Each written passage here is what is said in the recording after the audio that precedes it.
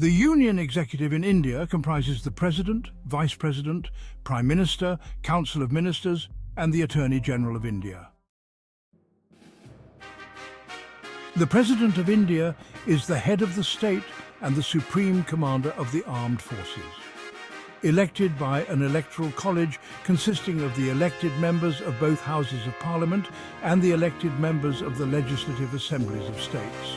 The President has the power to appoint the Prime Minister, other ministers, governors, judges of the Supreme Court and High Courts, and the Attorney General. Additionally, the President has the power to promulgate ordinances, grant pardons, and declare emergency under specific circumstances.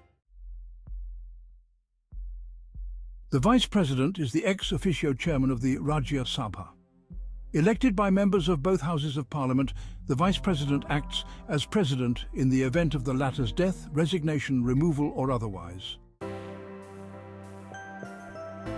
The Prime Minister is the head of the government and the leader of the Council of Ministers. Appointed by the President, usually the leader of the majority party in the Lok Sabha.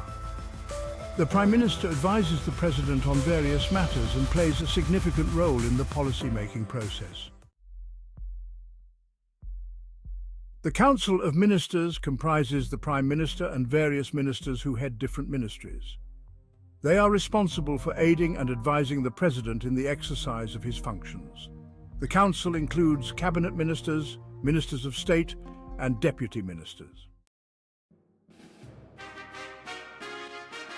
The Attorney General of India is the Chief Legal Advisor to the Government of India. Appointed by the President, the Attorney General holds office during the pleasure of the President.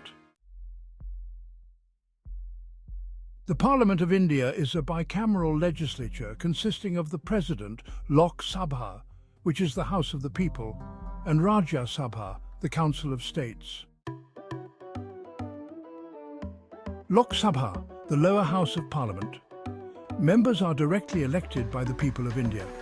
The maximum strength is 552 members. The Lok Sabha is responsible for the introduction of money bills and has the power to pass laws, approve the budget, and control the executive. Rajya Sabha, the upper house of Parliament. Members are elected by the elected members of the state legislative assemblies and by the members of the Electoral College for Union territories. The maximum strength is 250 members. Rajya Sabha acts as a permanent house and is not subject to dissolution, but 1/3 of its members retire every 2 years. The President's role in Parliament is quite significant. The President summons and prorogues both Houses of Parliament and dissolves the Lok Sabha, gives assent to bills passed by both houses for them to become law. Additionally, the President can issue ordinances when Parliament is not in session. Union Judiciary. The Union Judiciary primarily consists of the Supreme Court of India. Supreme Court, the apex court in India. It comprises the Chief Justice of India and other judges as appointed by the President. It has the power of judicial review to ensure the constitutionality of laws and acts. The Supreme Court acts as the guardian of the Constitution, the protector of fundamental rights, and resolves disputes between states, between the Union and states, or between individuals and the state. State Executive. The State Executive consists of the Governor, Chief Minister, Council of Ministers, and the Advocate General. The Governor, as the constitutional head of the state, is appointed by the President of India. Similar to the President at the Union level, the Governor functions as the nominal head, with the real power lying with the Chief Minister and the Council of Ministers. The Governor also has the power to summon, prorogue and dissolve the State Legislative Assembly. The Chief Minister is the head of the state government. Appointed by the Governor, the Chief Minister is usually the leader of the majority party in the State Legislative Assembly.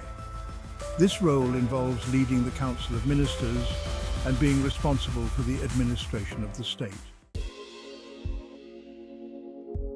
The Council of Ministers comprises the Chief Minister and other ministers. They are responsible for aiding and advising the governor in the exercise of his functions. The Advocate General is the chief legal advisor to the state government. They are appointed by the governor. The state legislature can be unicameral, consisting of the Legislative Assembly, or bicameral, consisting of the Legislative Assembly and Legislative Council. The Legislative Assembly, or Vidhan Sabha, is the lower house in a bicameral state legislature or the sole house in a unicameral legislature. Members are directly elected by the people of the state. The Assembly exercises legislative powers over subjects listed in the state list of the 7th Schedule. The Legislative Council, or Vidhan Parishad, is the upper house in a bicameral state legislature. Members are elected through various methods, including by members of the Legislative Assembly, graduates, teachers, and local authority representatives. It acts as a revising chamber, much like the Rajya Sabha at the union level. State Judiciary. The State Judiciary consists of the High Court and Subordinate Courts. High Court, the highest court in a state. It has jurisdiction over the state's civil and criminal cases. The High Court comprises a Chief Justice and other judges as appointed by the President. High Courts also have the power of judicial review to examine the constitutionality of state laws and acts.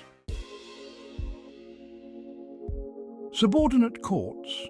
This includes district courts and other lower courts such as sessions courts, family courts and so on. These courts operate under the High Court's supervision and deal with civil and criminal cases at the district level.